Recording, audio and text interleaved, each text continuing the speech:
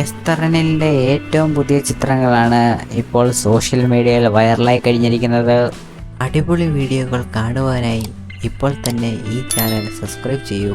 ദൃശ്യം സിനിമയിൽ മോഹൻലാൽ അവതരിപ്പിച്ച കഥാപാത്രത്തിൻ്റെ മകളായി എത്തിയ മലയാളികളുടെ മനസ്സിൽ ഇടം നേടിയ നടിയാണ് എസ്തർ അനിൽ.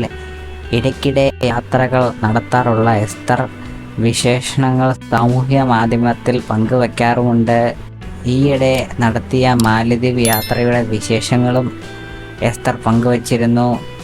സ്വിമ്മിംഗ് പൂളിന് നടുവിൽ നിന്നുള്ള ബ്രേക്ക്ഫാസ്റ്റാണ് ഇതിൻ്റെ ഹൈലൈറ്റ്.